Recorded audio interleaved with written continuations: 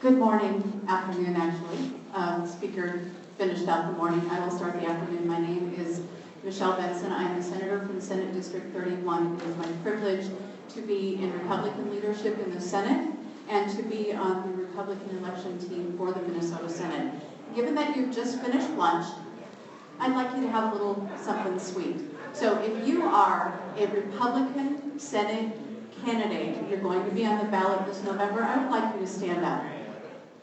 If you're a Republican Senate candidate, I would like you to stand up. Dave Benson, stand in the back. All right.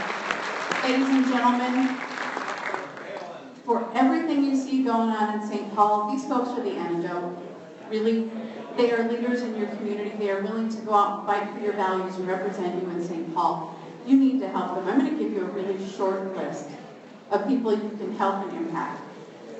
Rich Draheim, Jean Dormick, Willa Daly, John Kaczynski, Julie Rosen, Jeremy Miller, Dave Sengen, Bill Weber, and Carla Nelson are all very qualified, capable, hardworking folks, and they are going to make a difference in St. Paul. Why do we need to make a difference in St. Paul? Folks, there's a battle going on. The speaker talked about it. Endless spending, a $1.8 billion bonding bill. And then the newspaper comes out and says Republicans won't work with Democrats to pass essential infrastructure. You know what? They never even came to us and said, what would be reasonable? Could we get votes for? So whenever you hear compromise, you need to know we put a good offer on the table. We were willing to work with them. We were willing to do a supplemental budget that was all focused on essential transportation needs. So there's a lot going on in St. Paul. The press, the unions, the Democrats, they're all on one side, but you have a great team that you're going to send forward. Now, let's talk about a Senate majority. The Senate, out of 42 years, Republicans had the majority for 2. We held the line against Governor Dayton on all kinds of bad ideas, from MNsure, child care unionization, tax increases. And when we lost the Senate, they passed MNsure. They unionized child care, they raised your taxes. They spent money like drunken sailors. We are 6 seats short of a majority in the Minnesota Senate. 6 sounds like a lot. It's not. In Minnesota, there are 6 seats that have 2 GOP House members but a DFL senator. We can take those 6 seats. Overlapping that, 9 seats won by Jeff Johnson that have a DFL senator. Overlapping that, 6 seats won by Romney in 2012, held by a DFL senator. Vicki Jensen, Senate District 24. John Kaczynski is the mayor of Fairville. Folks, that can be a pickup. Okay? That can be a pickup. If your senator, your Senate district says, you know what, I'm good, let's go help John Kaczynski. Please do that for us. Vicki Jensen tries to be reasonable, tries to be thoughtful, and then when it comes to really hard choices, she votes with the Democrats. That doesn't represent Senate District 24. So will you please help us get somebody who's going to represent Senate District 24?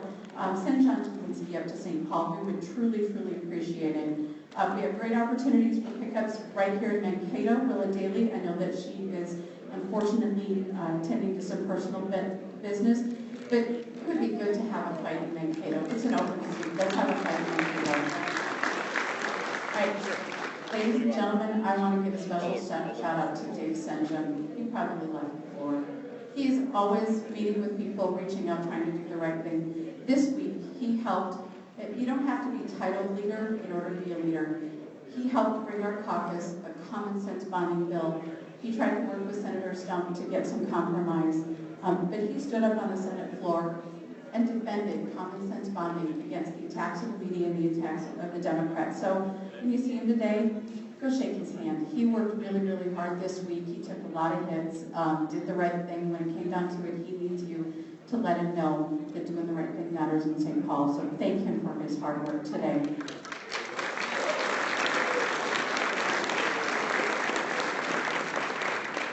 Our goal as the Senate Republicans is to finish this session with common sense transportation, no tax increases, and it would be super nice if we could send some money back to the people of St. Paul. That would be on our list of things to do. Common sense bonding bill. Really 3 easy things. Transportation tax cuts, common sense bonding. And then when we get out, we're going to be out in greater Minnesota. We're going to be working hard to get those 6 seats that we need, 7 seats to give us some comfort, maybe 8 seats so we can push the conservative agenda just a little bit more. We are going to do everything we can to pick up seats here in Congressional District 1. Anything you can do to help us find a candidate, tell them thank you for the work that they're doing in St. Paul now, or find a candidate, write them a check, get on their volunteer list. There are lots of parades out here, folks. Oh my goodness. Be at a parade.